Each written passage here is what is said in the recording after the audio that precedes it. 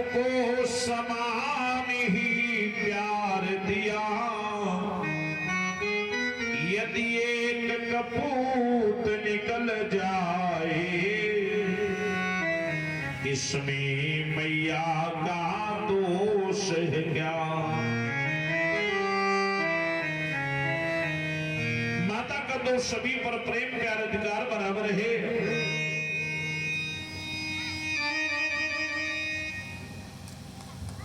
बोली गोविंद भगवान की। भगवान परम सुखदेव स्वामी कहते हैं राजन, अब तो जिसमें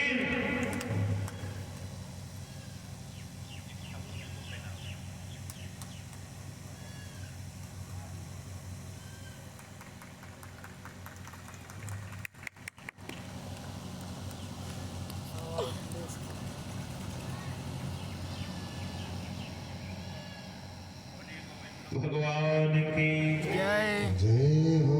भगवान परम सुखदेव स्वामी कहते हैं राजन,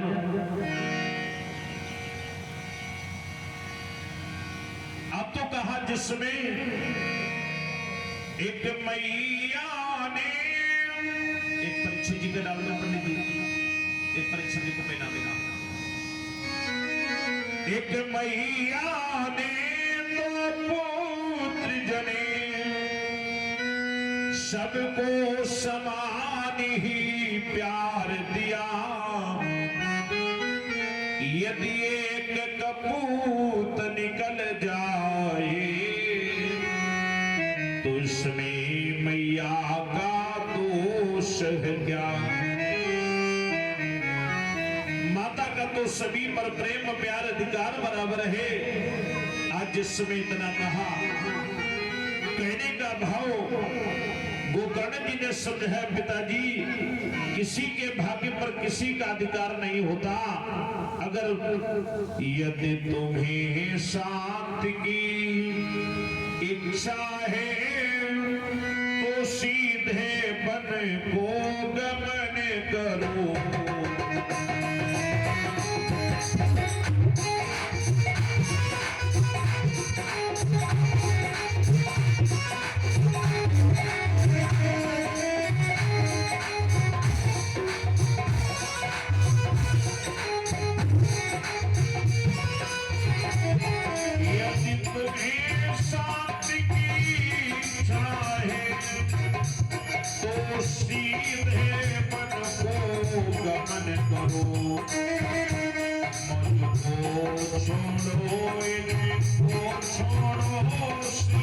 रामचंद्र का भजन करो।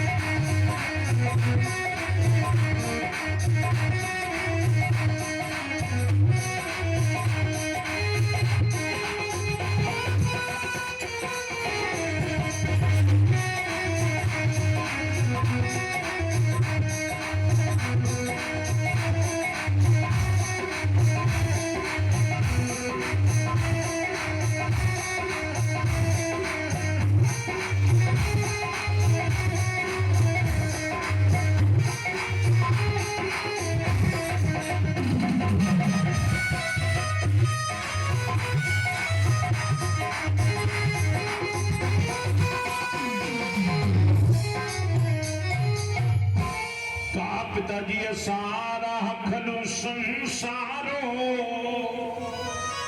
दुख रूपी विमोहगाः सुतामस्य धनम कस्य स्नेह बांज्वलते निशम। कहा पिताजी संसार सारा है, व्यर्थ है, बेकार है, यहाँ कोई किसी का नहीं होता, सब बने बने के सती होते हैं। कहा पिताजी मुंजा ज्ञानम प्रजारूपम मोहता नरके गति निपतिष्यति देहो सर्वं कृत्वा वनं ब्रज। कहा जिस पर दुनिया में मोह करोगे उसी से तो दुख होता है, वही कष्ट देने को तैयार है। देखो परीक्षित जी, जिससे यहाँ प्रेम करोगे, हम लोग रोज अखबार पढ़ते हैं, अखबार में तमाम सूचनाएं आती हैं, आज अमुक जगह ऐसी घटना हो गई, इतने लोग घायल हो गए। लोग उस अखबार को पढ़ के कोई रोता तो नहीं है, कोई नहीं रोता। और उसी अखबार में कहीं रिश्तेदारी की एक सूचना छप के आ जाए कि आज अमुक जगह ऐसी घटना हो गई, तो पूरा घर एकदम परेशान हो जाता। क्यों? तब ये लगता है दुनिया से मेरा अपना कोई कष्ट में है, परेशान है। जिससे दुनिया में अपना मानोगे, यहाँ पर उसी से कष्ट है। और देखो यहाँ पर कोई अपना है नहीं दुनिया में। असारा खलु संसारो दुख रूपी विमोह का। ये संसार सारे व्यर्थ है जिस हड्डी मांस के लोथड़े पर प्रेम करते हो। देह अस्थि मांस रुधिरे भ्यमतिम तजतम जाया सुताद सदा ममीता विमुंच पश्चान संजगदिदम क्षण भंगिनीष्ठम वैराग्य राग रसिको भव भक्ति निष्ठा।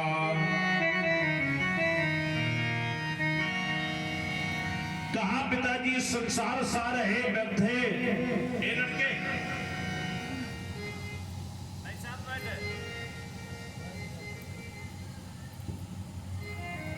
कहा पिताजी संसार सार है व्यर्थ है, बेकार है।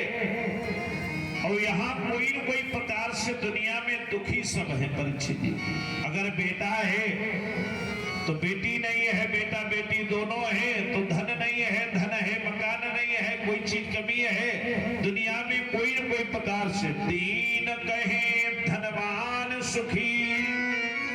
जिनके पास पैसा नहीं वो इसलिए दुखी है कि धनवान लोग सुखी है, हमारे पास पैसा नहीं है। तो धनवान कहे सुख राजा कुम्हारी। लोगों ने धनवान से पूछा भैया तुम बड़े सुखी हो। धनवान ने कहा रे भैया हमारे क्या सुख है, सुख तो राजा के पास है, हेलीकॉप्टर से चल रहे हैं। और राजा कहे महाराजा सुखी, महाराजा कहे सुख इंद्र कुभारी। राजा कहे महाराजा सुखी, महाराजा कहे सुख तो इंद्र कुभारी, देवताओं के राजा है। कहे मोते ब्रह्मी सुखी। लोगों ने इंद्र से कहा भैया तुम बड़े सुखी हो। कहा रे भैया ब्रह्मा को सुख है, ब्रह्म कहे सुख विष्णु को भारी। ब्रह्मा से लोगों ने कहा तुम बड़े सुखी। कहा भैया हमें कोई सुख नहीं, सुख तो है विष्णु को। तुलसीदास विचार कहे हरि नाम बिना सब जीव दुखारी। सब दुखी है यहाँ पर। इसलिए गोकर्ण जो आज गोकर्ण जी ने अपने पिता को समझा, पिताजी कहा बहुत बसारा मत करो, कर थोड़े की आस। और बहुत बसारा जिन किया वो भी गए निराश। कहा जिन्होंने बहुत कुछ किया वो भी अंत में निराश ही गए। यहाँ पर कोई किसी का नहीं होता। कहा पिताजी संसार के लोगों से आसान किया करना।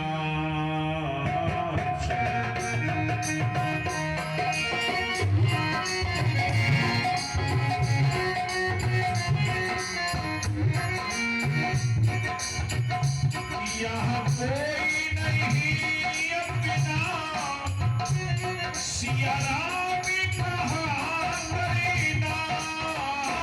यहाँ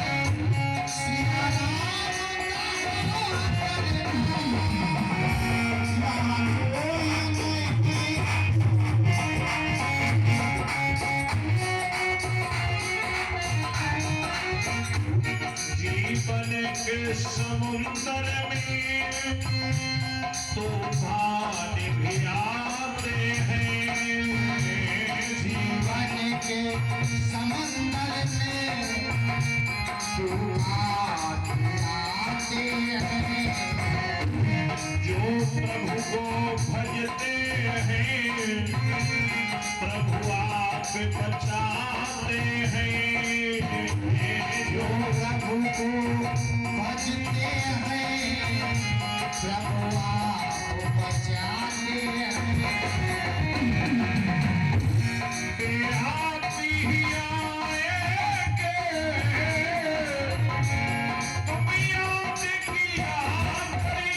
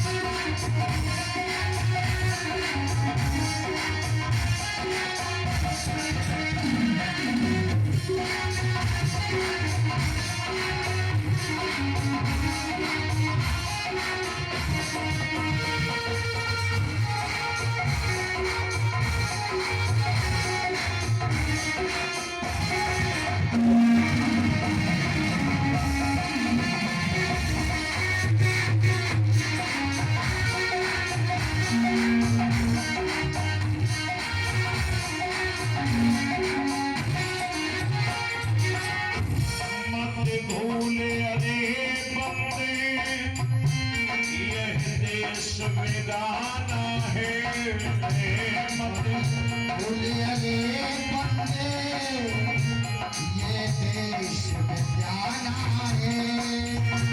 इस दुनिया में आकर वापस तुझे जाना है, इस दुनिया में आकर वापस तुझे जाना है। इसलिए माया के चक्कर में ये माया का चक्कर है जो तुम्हें घुमाने से दूर रहिए, माया के चक्कर से दिन रात बचा करेगा,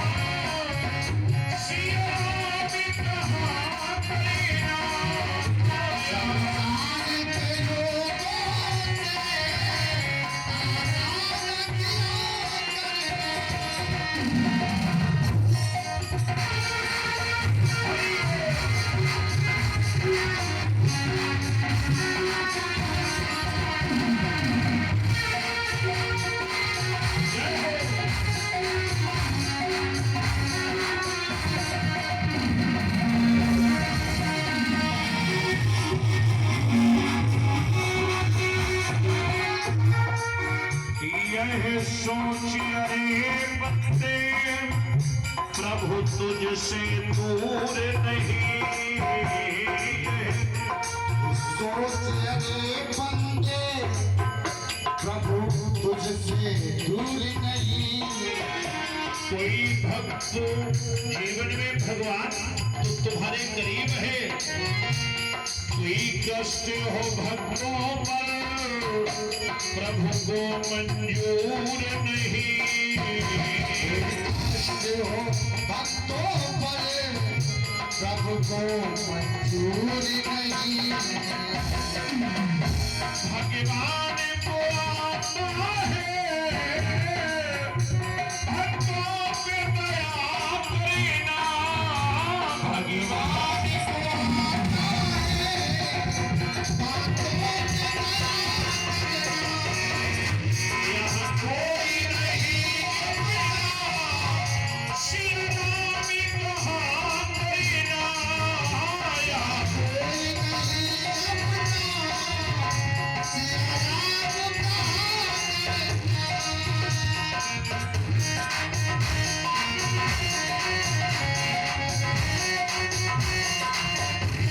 यहाँ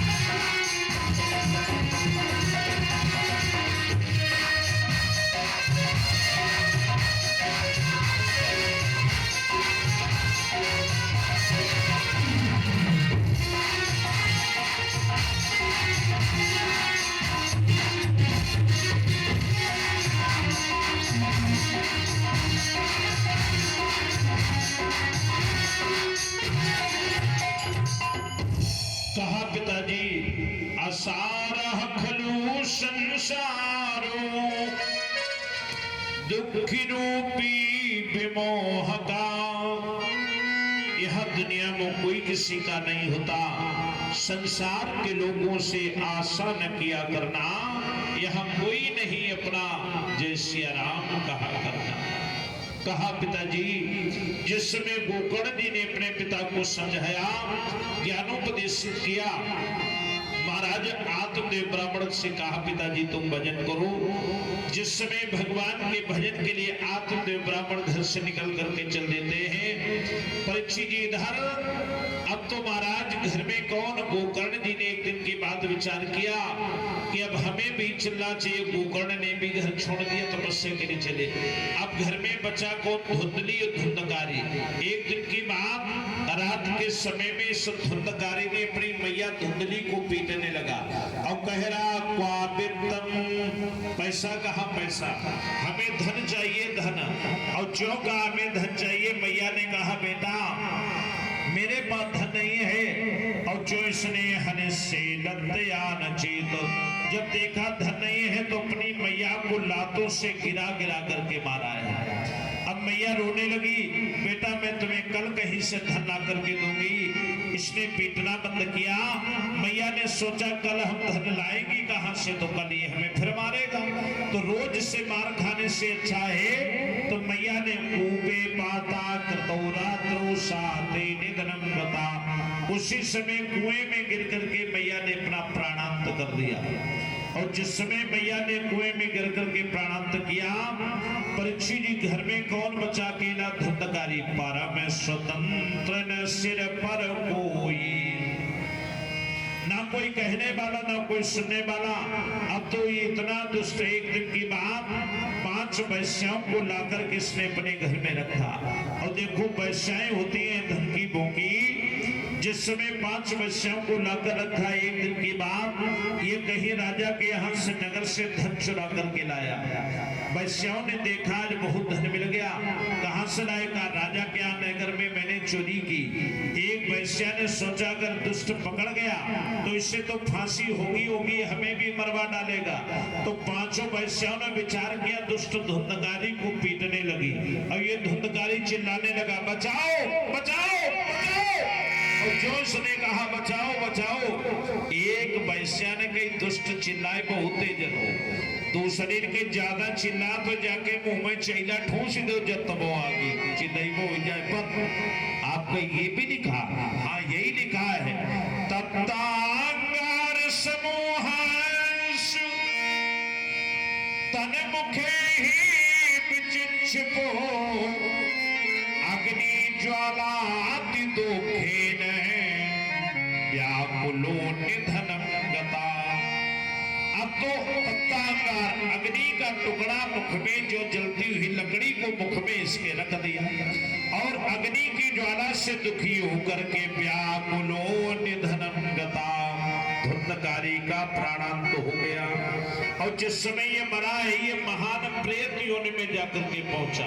एक दिन के बाद अब तो ये तरह तरह के रूप दिखा रहा। गोकर्ण जी ने सोचा बहुत समय हो गया, अब चल करके अपने घर में चलूं। मेरी मैया घर पे थी, मेरा भैया घर पर था, देखो क्या हाल है मैया और भैया के। और जिस समय घर में आकर के अब तो देखा कि नगर में प्रवेश करना चाहते हैं। शक्रन में खा शक्रन हस्ती शक्रन महिषो भवत। कहीं हाथी का रूप, कहीं मेढ़े का, कहीं बकरे का, कहीं इंद्र का, कहीं अग्नि का, और तरह तरह के रूप ये दिखा रहा। एक दिन के बाद अब तो गोकर्ण जी ने सोचा मैं ये क्या देख रहा हूँ। हाथ में जल लेकर के अभिमंत्रित करते जिस समय जल छोड़ा है उस प्रेत के ऊपर प्रेत की वाणी खुल गई। अहम भ्राता तुदीयोस्मि धुंधकारी तिनामता स्वकीये नैव दोषेण ब्रह्मत्व विनाशितम मया। भैया मैं तुम्हारा भैया हूँ, स्वकीये नैव दोषेण, कहा मेरा ब्राह्मणत्व नष्ट हो गया। अरे भैया इस भला मुझे प्रेत से बचा लो, मुझे छुड़ा लो। अहो बंधो कृपा सिंधो भ्रातर मामा सुमोचय। गोकर्णो वचनं श्रुत्वा तस्मै वाक्य मथा ब्रवीत। अरे भैया इस प्रेत से मुझे छुड़ा लो, बचा लो। गोकर्ण जी ने जिस समय अपने भैया धुंधकारी के लिए परीक्षित जी गया में जाकर के श्राद्ध किया, पिंडदान किया, और जिस समय गया से वापस जब लौटे आज फिर भी प्रेत का प्रेत ही बना पाया। अब तो गोकर्ण जी ने सोचा आखिर मैंने श्राद्ध किया गया में, फिर भी इन्हें मृत्यु से मुक्ति क्यों नहीं मिली। आज उसी समय गोकर्ण जी ने कहा आखिर क्यों तुम्हें मुक्ति नहीं मिली, इसका कारण आज जो महाराज धुंधकारी ने कहा देखो भैया मेरे उन घोर कुकर्मों को हर सकते हैं व्रतदान नहीं।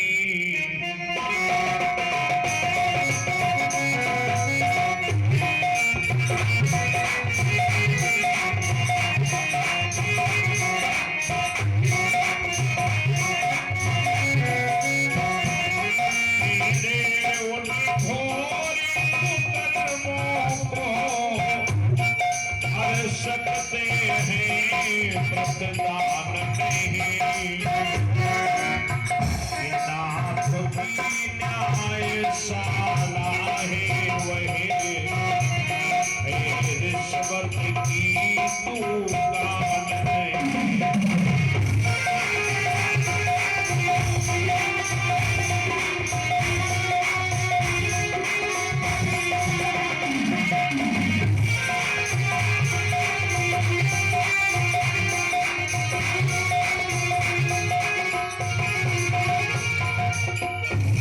भैया मेरे द्वारा परिवार का विनाश हो गया, भगवान के यहाँ तो न्याय होता। देखो परीक्षित जी भगवान के यहाँ तो न्याय होता। बड़ा सुंदर भजन कार ने भाव दर्शन कराया, लिखा है कि मेरे मालिक की दुकान पर है सब लोगों का खाता।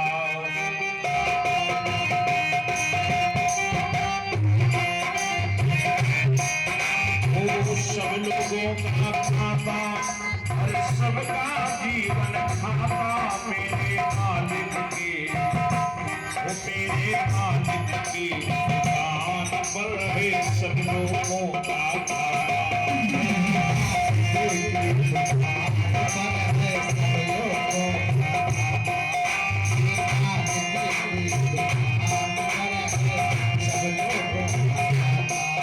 और जितना जिसके भाग्य में होता उतना ही वह पाता।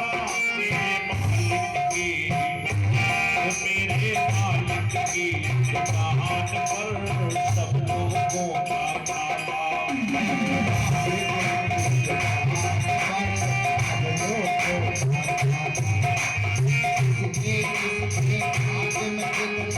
उतना ही वो खाता मेरे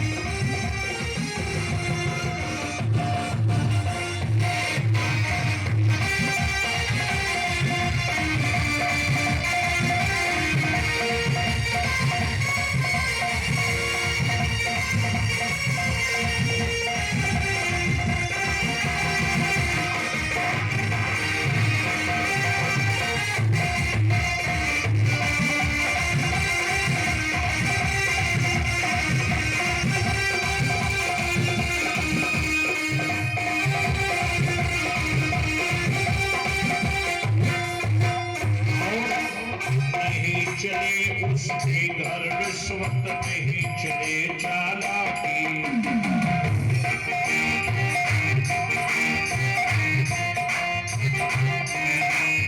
उसकी अपनी गिन देन की रीत बड़ी है बाकी।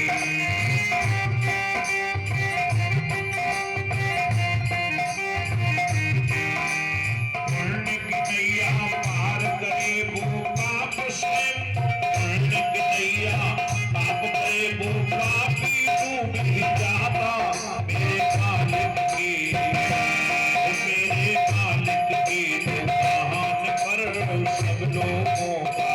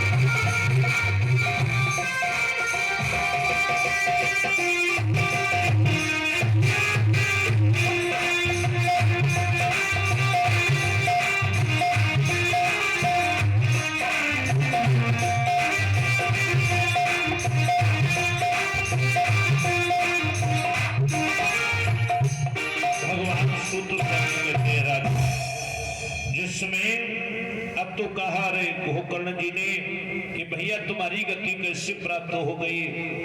धुंधकारी ने कहा भैया मेरा ब्राह्मण तो नष्ट हो गया।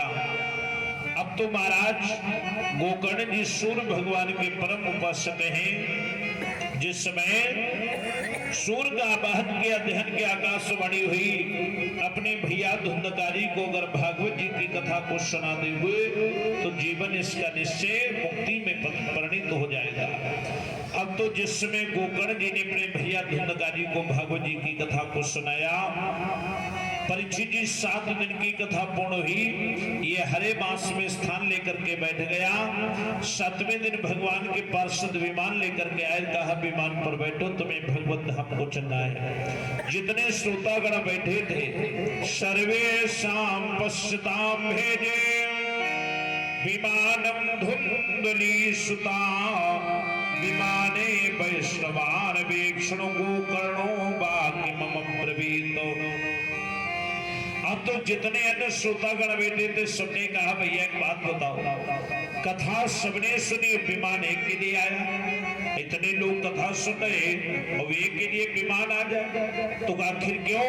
भगवान के सेवकों ने कहा देखो कथा तो सबने सुनी लेकिन अंतर हो गया।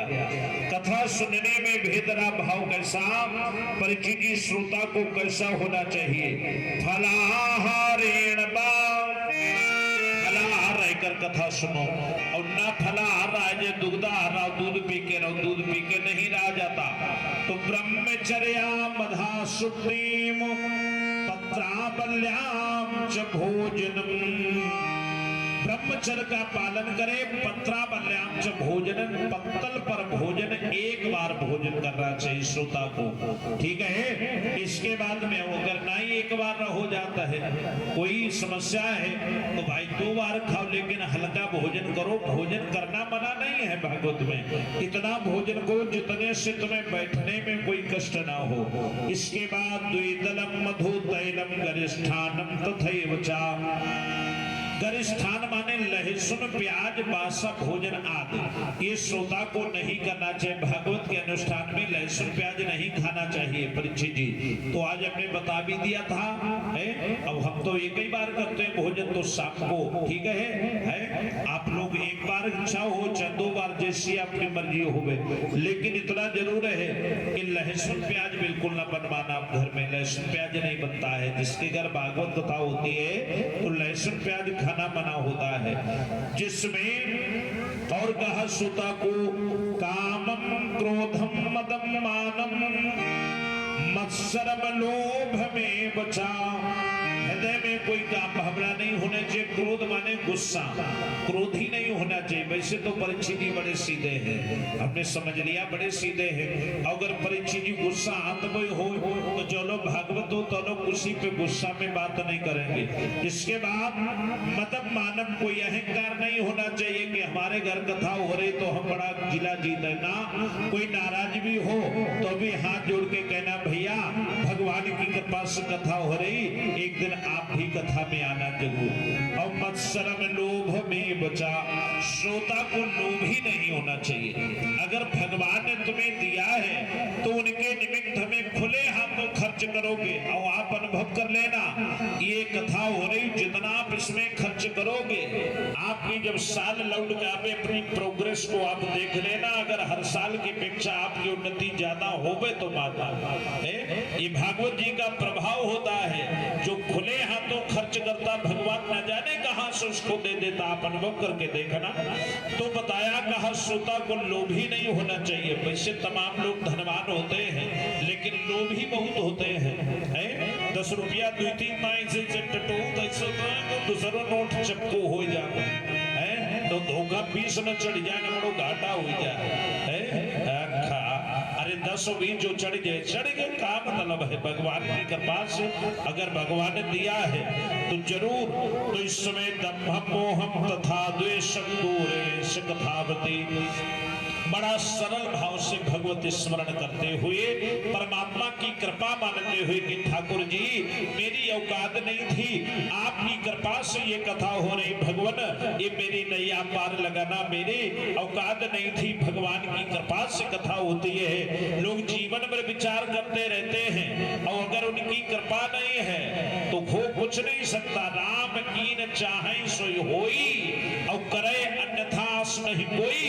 अगर भगवान की इच्छा नहीं है तो पैसे वाला बना रहे आदमी कथा नहीं करा पाएगा। कथा तभी होती है, भागवत ने कहा भाग्योदयन बहुजन्म, जब हमारे बहुत जन्मों के पुण्य एकत्रित होकर माता पिता का आशीर्वाद है, बुजुर्गों कृपा है, उस समय भगवत कृपा प्राप्त होती है। देखो ये अपने पितर आकाश में जो बैठे हैं परीक्षित जी, ये 2 जगह बड़े प्रसन्न होते हैं।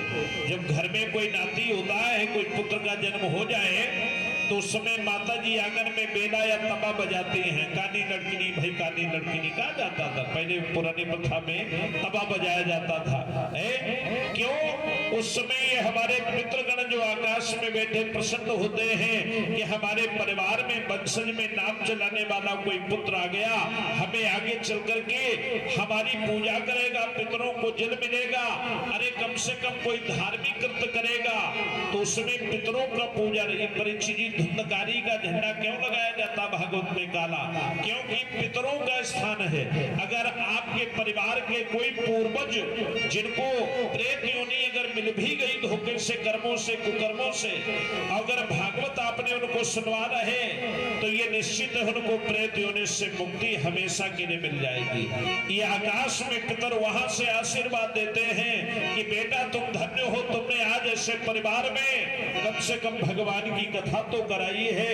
उस समय ये पितर आकाश से बैठे हुए देवता आशीर्वाद देते हैं, हमारे पितृ पूर्वज आशीर्वाद देते हैं इस परिवार को कि घर में खूब धनवंती हो, बेटा तुमने भगवान की कथा कराई, हमें कथा सुनवाई है।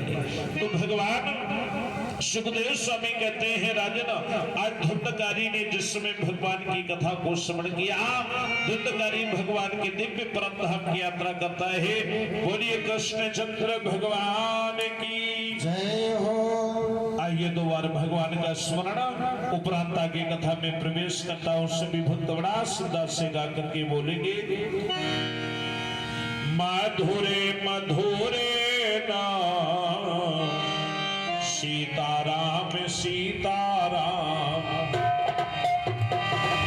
मधुरे मधुरे नाम सीताराम सीताराम।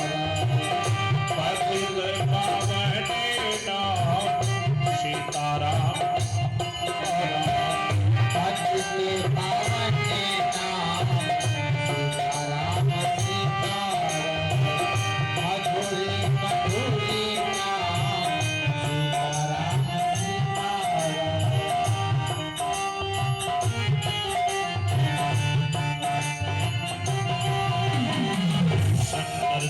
का डमरू बोले सीताराम सीताराम। जी का डमरू बोले सीताराम सीताराम। नारद की बीणा बोले सीताराम सीताराम। नारद की बीणा बोले सीताराम सीताराम। मधुर मधुर नाम सीताराम सीताराम।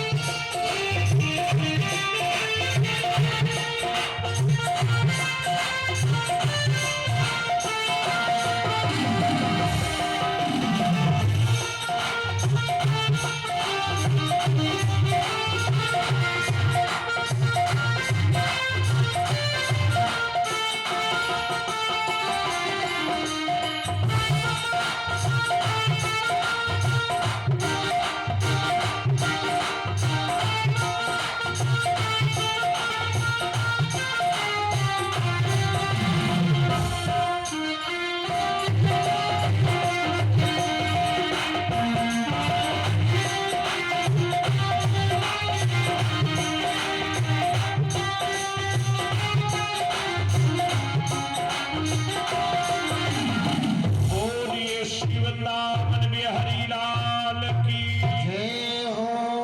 सुत स्वामी ने पूछा, सनक ऋषि से राजन अब क्या सुनना चाहते हो? सनक ऋषि ने निवेदन किया, महाप्रभु मैंने सुना है कि व्यास जी ने भागवत महापुराण की रचना की। कहा भगवान कैसे? एक समय एकांत में बैठे थे मुनि व्यास, उसी समय देवर्ष भी आए उनके पास। व्यास जी के पास देवर्षि नारद जी आते हैं, और जिस समय नारद जी आए हैं, आज देखा व्यास जी उदास मन से बैठे हैं। व्यास जी ने नारद जी को प्रणाम किया, पूछा जी आज इतने उदास क्यों हो? कुतः चिंता तुरो भगवान, तुम्हारे मुखमंडल पर आज चिंता के चिन्ह दिखाई पड़ते, क्या कारण है जो तुम इतने उदास हो? कहा महाराज क्या बताऊं? व्यास जी ने कहा, रे महाराज मैंने अपने जीवन में 17 पुराणों की रचना कर डाली, लेकिन मेरे मन को आज तक कतई कहीं पर शांति नहीं मिले, मैं क्या करूं? नारद बोले साफ है इसका कारण नाथ, सभी लिखा पर आज तक लिखी न हरि की गाथ। तुमने आप तक सब कुछ लिखा, लेकिन भगवान की कथा को कहीं नहीं दर्शाया। क्या? नारद बोले साफ है, तुमने कथा तो लिखी है, लेकिन किसी भी पुराण में तुमने भगवान के सांगोपांग चरित्र का वर्णन वर्णित नहीं किया। कहा क्या मतलब?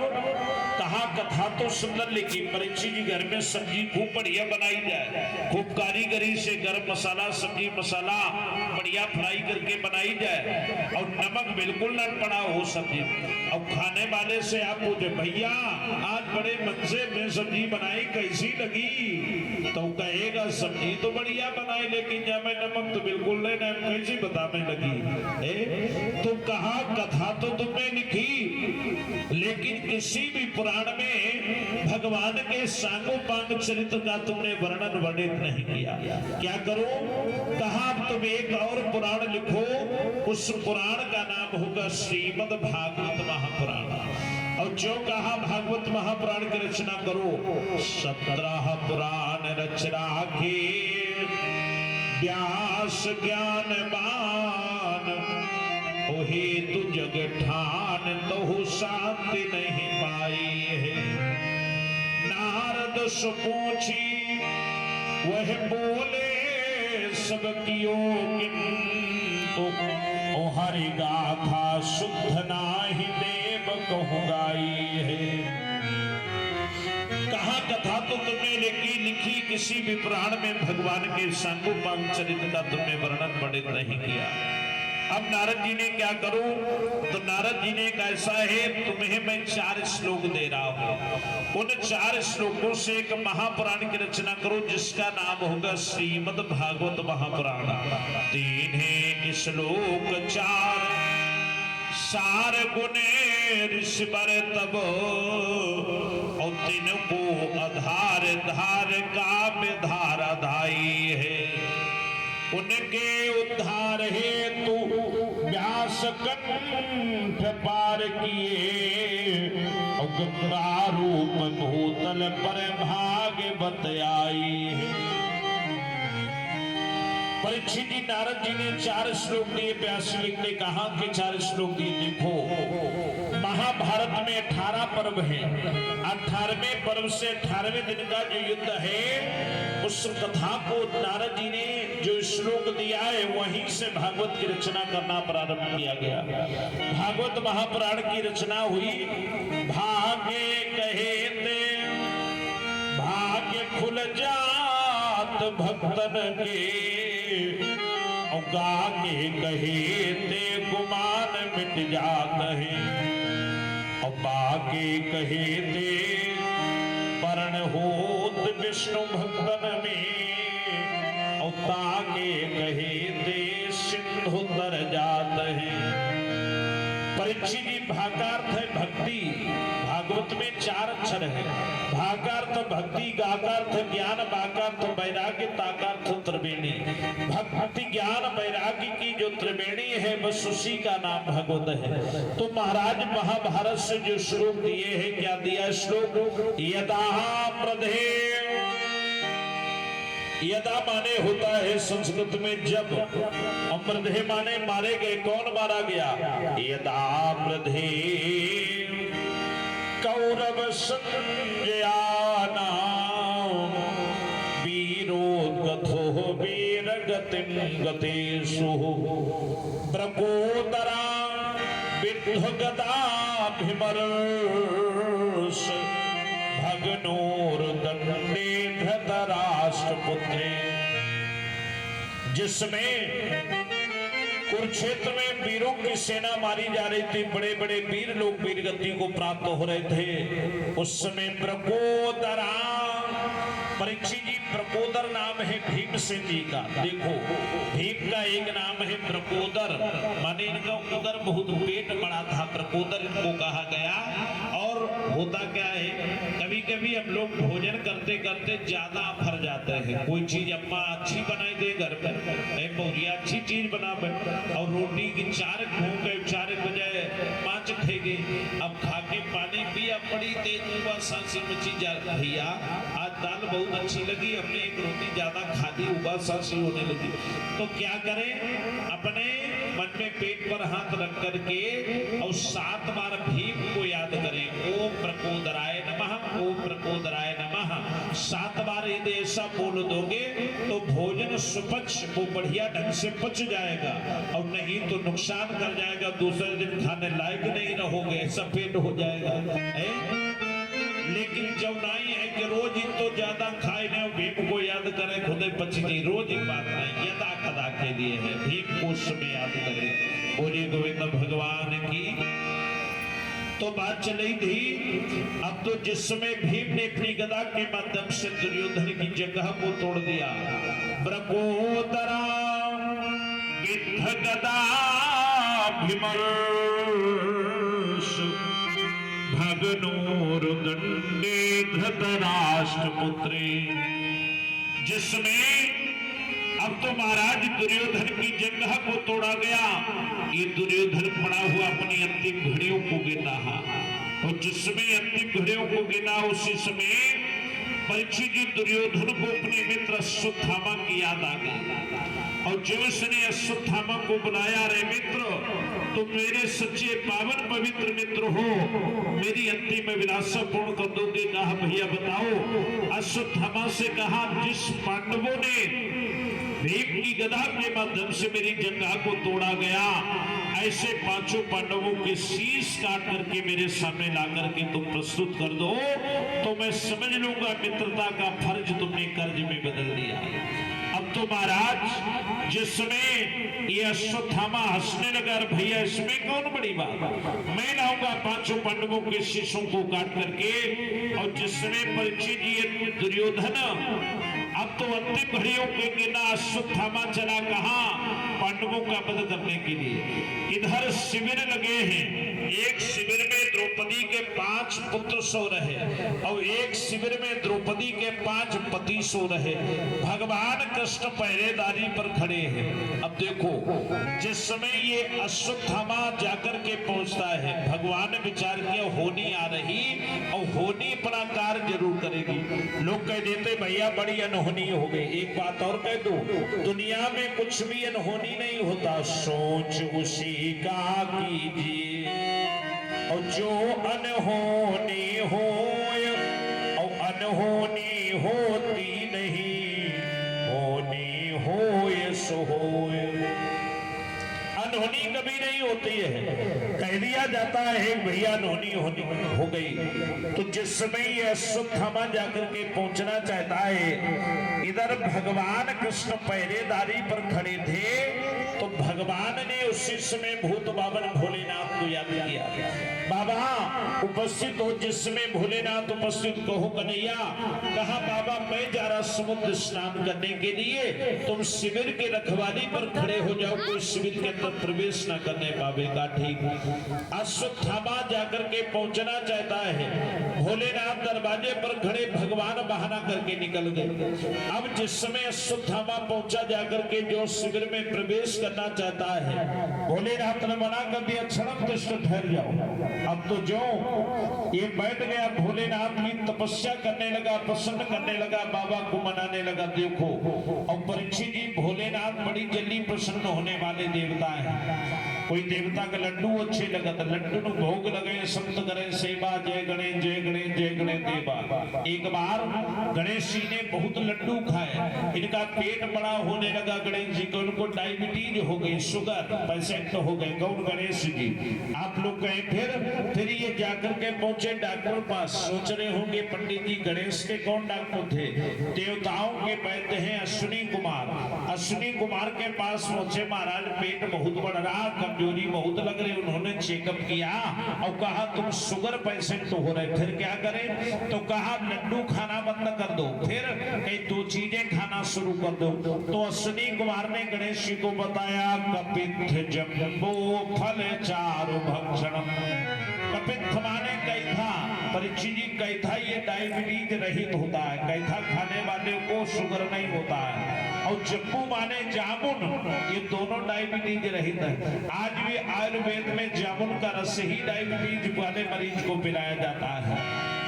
तो महाराज शंकर जी तो बड़ी जल्दी प्रसन्न होने वाले देवता हैं। इन्हें लड्डू पेड़ा कुछ न, इन्हें भांग मिल जाए, धतूरा मिल जाए है, और ना कुछ हो, एक लोटा जल और सारी समस्या हल है। लोटा भजल चढ़ा दो, हर हर महादेव, और ये भी ना मिले तो ताली बजा दो, बम बम महादेव है।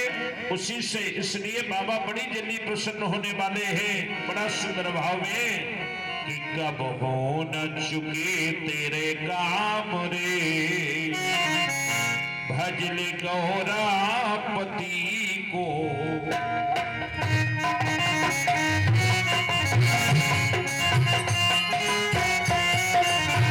गौरापति को, पार्वती को, गौरापति को, पार्वती को।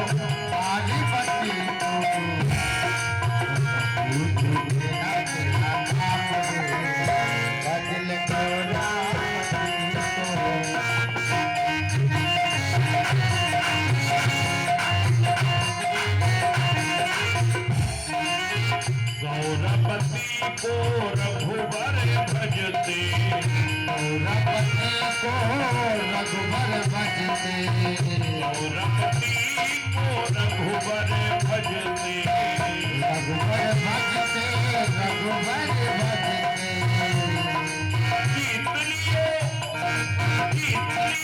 लंका धाम रे भज गौरपति को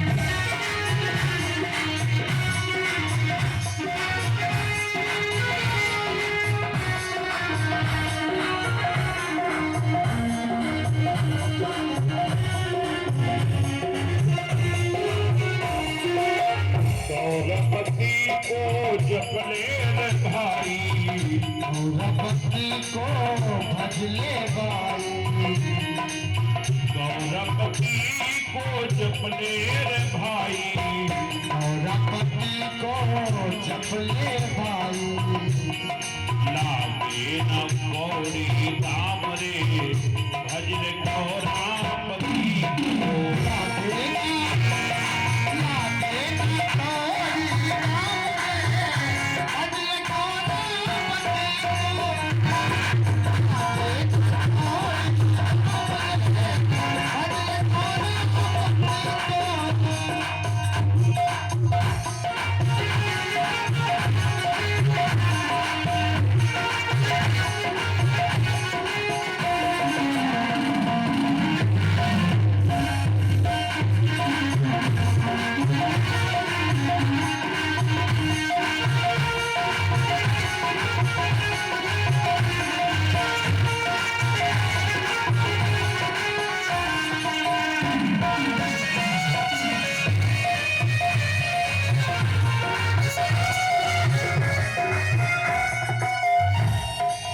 गौरापति को गौरपति को माधव जपते गौरपति को माधव भजते गौरपति को माधव भजते गौरपति को माधव भजते कितना है प्यारा ये नाम रे भजन गौरापति को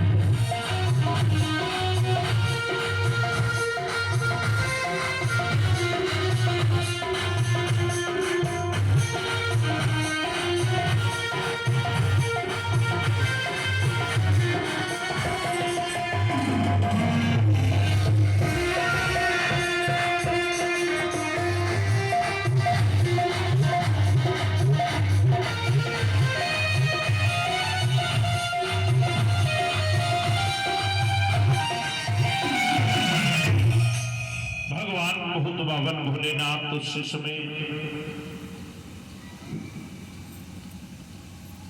जो महाराज अब तो अश्वत्थामा ने भोलेनाथ की प्रार्थना की, बाबा प्रसन्न हो गए, परम रोही वरदान मांगे।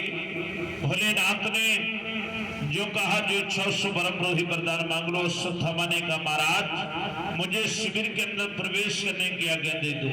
और जो शिविर में प्रवेश करने लगा भोलेनाथ ने पुनः मना किया, क्षण दृष्ट ठहर जाओ। कहने लगा महाराज तुम ही मना करते हो, तुम ही पहले वरदान देते हो, कहाँ का नियम है? अरे कहा महाराज अब तो शिष्य में जो कहा ये कहाँ का नियम है? अब तो कहा लेकिन मैं मुख्य फाटक से प्रवेश नहीं करने दूंगा, अत्यंत कहीं दूसरी से सपूत कर जाओ। जिस समय शिविर के अंदर प्रवेश किया है क्या देखा?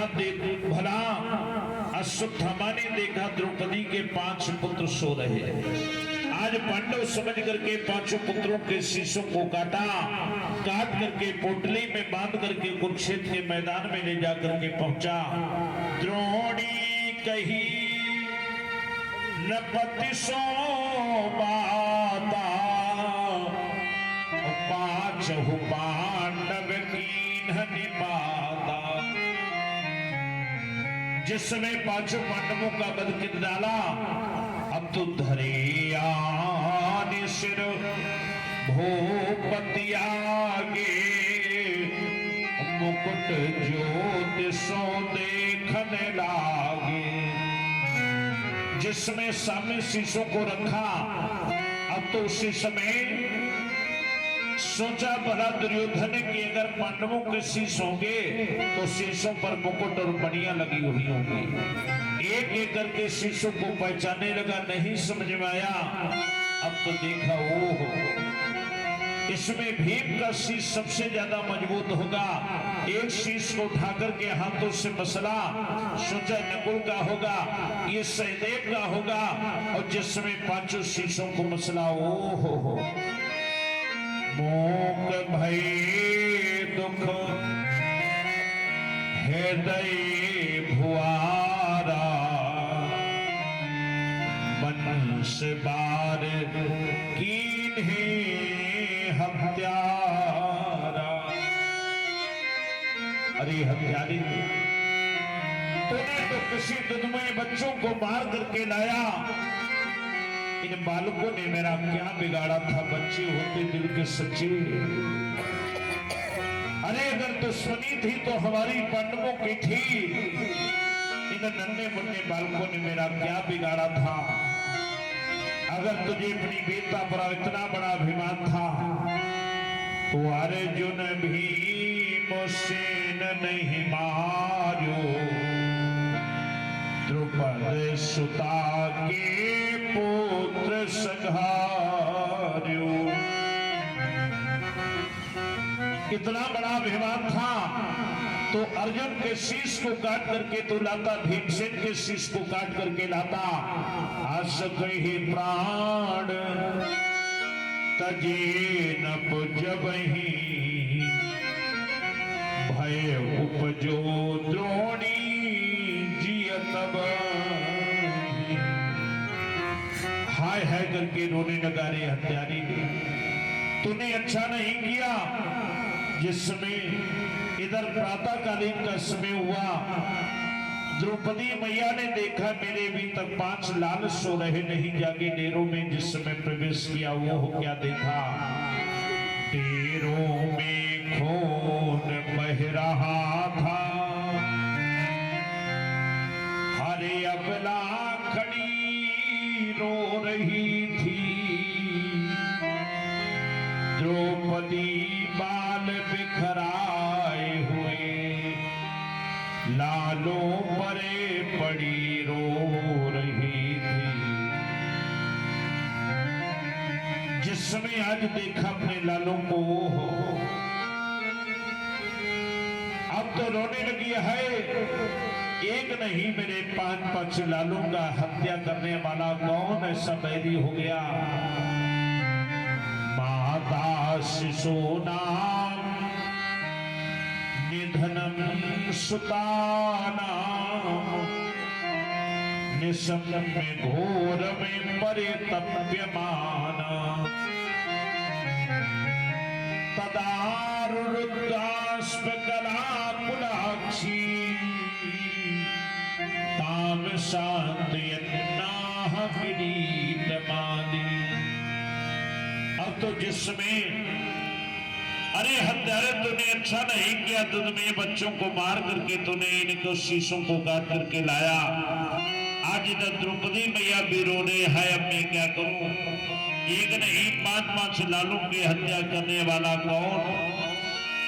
जिसने आज भगवान को आते हुए देखा, द्रौपदी चरणों पर गिर करके रोने लगी। हे नटवर, तुम्हारी लीला में क्या और कुछ बाकी रह गया? हे कन्हैया, अब तो जो इतना कहा, अब तो उसी समय देखो, परीक्षित जी, माता का पुत्र पर बहुत विलक्षण प्रेम होता है।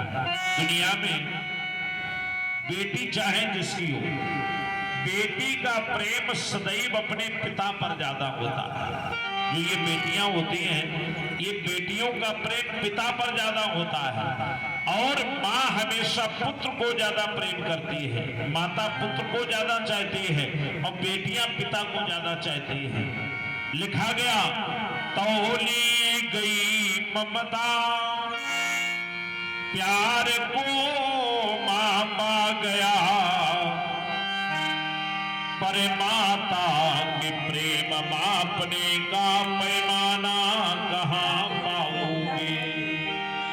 संसार में सबको नापा गया, तौला गया, लेकिन माँ अपने पुत्र पर कितना प्रेम करती है इसके लिए कोई मीटर नहीं बना, कोई पैमाना नहीं बना। ये तो माता का हृदय ही जानता होगा। पावोगे खजाना मन माना महिमंडल में, पर माता के दूध का खजाना कहाँ पाओगे। जिस मैया ने हृदय का दूध पिलाया, माता के जैसा कौन उपकार कर सकता है।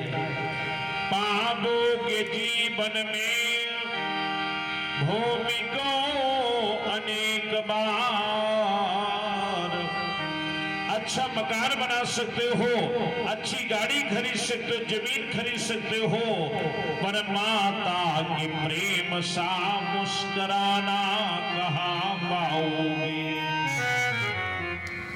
जिस समय कोई बालक घर से परदेश के लिए चलता है, माता के चरणों में झुकर के प्रणाम किया, मां मैं जा रहा युद्ध के मैदान में।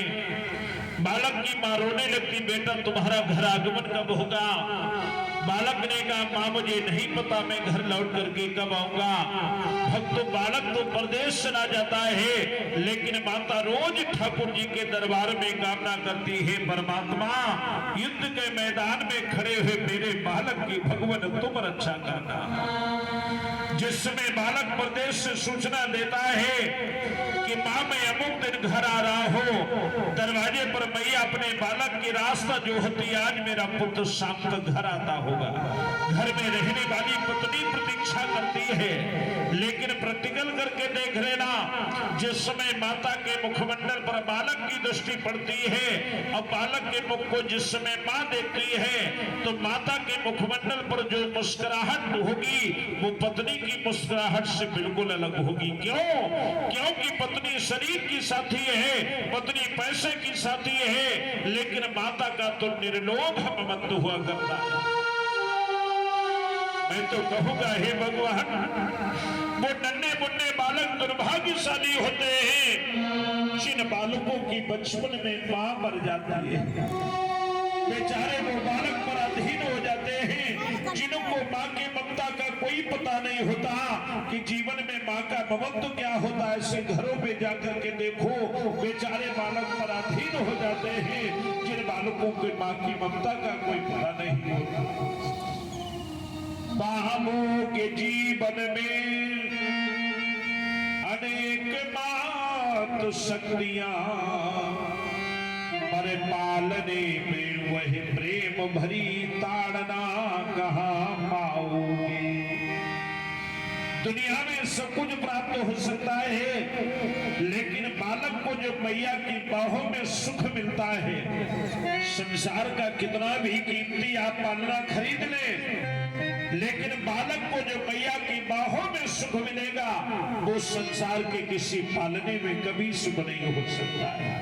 इसलिए जीवन में हम तो हमेशा अपने नौजवान भाइयों से भी कामना कर दिया करते हैं भागवत वचन से कि जीवन में पूजा करो ना करो, लेकिन मातृ देवो भव पितृ देवो भव का अपने जीवन में सूत्र अपनाओ। जीवन में माता पिता तो प्रत्यक्ष देवता है, इसलिए क्या जरूरत उन्हें, क्या जरूरत उसे पूजारी पाठ की, जिसने सेवा करी अपने माँ बाप की। क्या जरूरत उसे,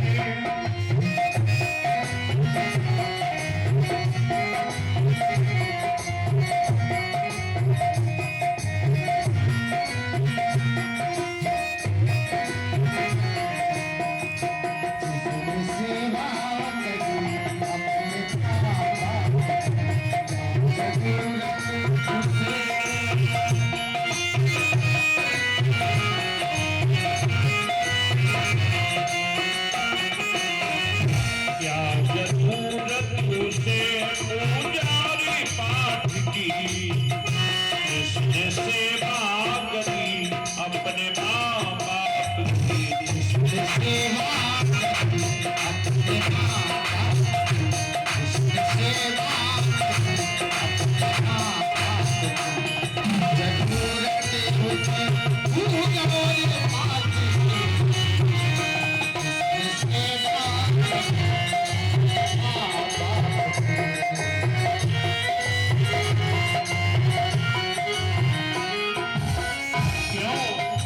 रहता भगवान उसके सदा साथ है।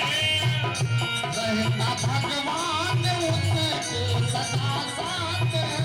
बन गया जो खुशी अपने माँ बाप की, बन गया जो खुशी अपने माँ बाप की। उसकी करता है चिंता जगती का पिता। करता है चिंता जगती का पिता। उसकी करता है चिंता जगती का पिता। जिसने चिंता करी अपने माँ बाप की,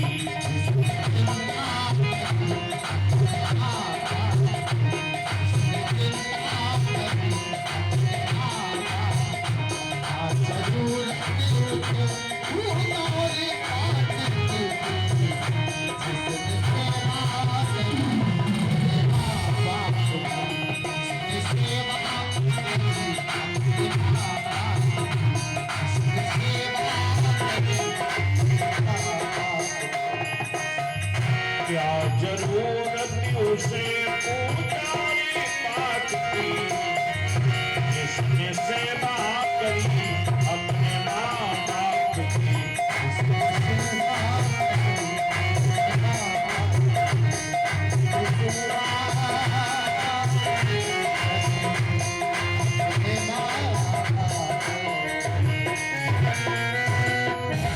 भगवान परमहंस सुत स्वामी कहते हैं, राजन